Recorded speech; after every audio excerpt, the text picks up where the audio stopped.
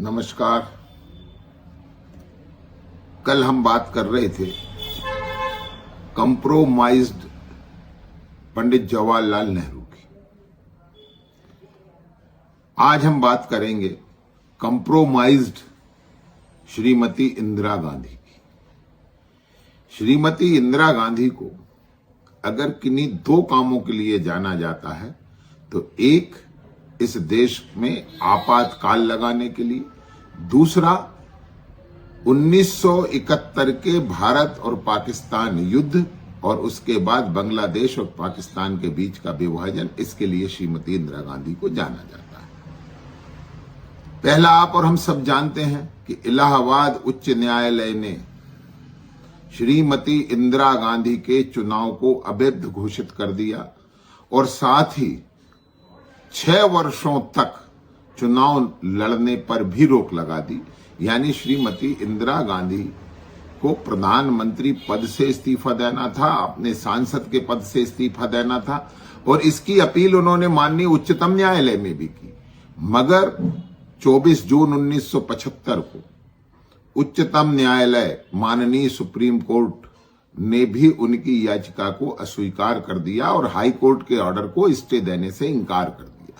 तब 25 जून 1975 को आधी रात में श्रीमती इंदिरा गांधी ने एक राष्ट्र विरोधी निर्णय लिया और इस देश में 21 महीनों के लिए आपातकाल की घोषणा कर दी और वे प्रधानमंत्री बनी रहीं। ना उन्होंने प्रधानमंत्री पद छोड़ा, ना उन्होंने लोकसभा की सदस्यता छोड़ी। ये एक उनका काम था। दूसरा, जिन्हें उनके सबसे ज्यादा प्रचारित किया जाता है कि वो आयरन लेडी थी।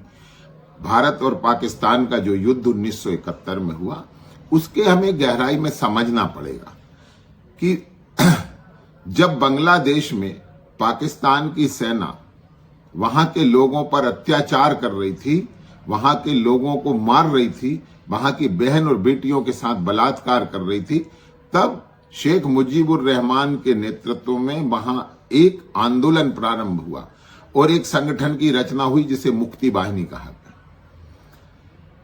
ये एक ऐसा समय था कि जब भारत को इसमें हस्तक्षेप करना था। बात है अप्रैल 1971 की। श्रीमती इंदिरा गांधी प्रधानमंत्री रहते हुए उन्होंने उस समय के सेना अध्यक्ष माननीय जनरल मानेक शॉ को अपने पास बुलाया और ये कहा कि हमें पाकिस्तान पर हमला करना है।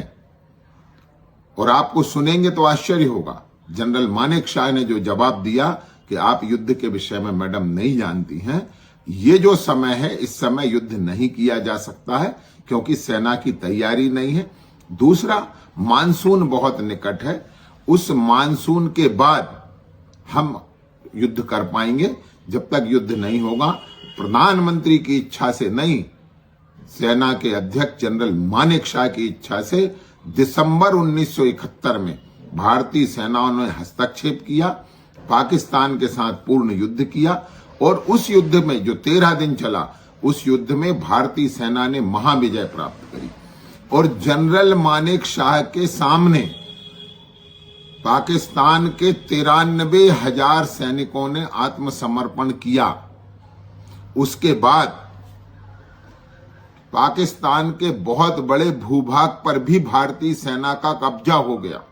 यानी भारत की एक ऐसी बढ़त भारतीय सेना ने हासिल की जिसका पहले कोई दूसरा उदाहरण नहीं मिलता है। मगर 1972 में शिमला समझौते में वहां के प्रधानमंत्री जुल्फिकार अली भुट्टो और श्रीमती इंदिरा गांधी के बीच एक पैक्ट साइन होता है शिमला में और उस पैक्ट में यह कहा जाता है कि भारत बिना किसी शर्त के जो सेना द्वारा जीता हुआ भूभाग है वो भी लौटाएगा। उनके जो 93,000 सैनिक जो युद्धबंदी हैं भारत के पास, उन्हें भी पाकिस्तान को वापस करेगा और भारत के 654 जो युद्धबंदी हैं उन्हें पाकिस्तान वापस करेगा। मगर आप आश्चर्य करेंगे कि सेना की जीती जमीन, सेना के सामने सरेंडर किए हुए सैनिकों को लौटाने का ये कंप्रोमाइज क्यों किया श्रीमती इंदिरा गांधी? ये कारण आज आपको बताना पड़ेंगे क्योंकि ये आपके परिवार और पार्टी का कंप्रोमाइज है। ये कंप्रोमाइज करने की जो आपकी परंपरा है उसका एक और उदाहरण है। मैं बड़े दुख के साथ ये कहता हूं कि 93,000 सैनिकों को तो भारत ने लौटा दिया, मगर भारत के 54 सैनिक आज तक नहीं आए।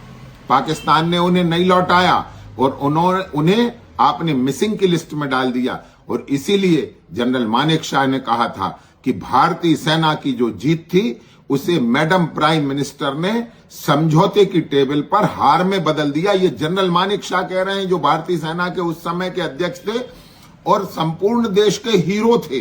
वो जनरल मानेकशॉ कितना दुखी हुए होंगे श्रीमती इंदिरा गांधी के इस कंप्रोमाइज पर, जो आपने विदेशी ताकतों के दबाव में किया, विदेशी ताकतों के प्रभाव में किया।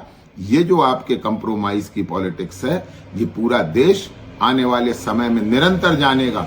कल बात करेंगे राजीव गांधी के कंप्रोमाइज की। कल फिर मिलते हैं। नमस्कार, जय श्री राम।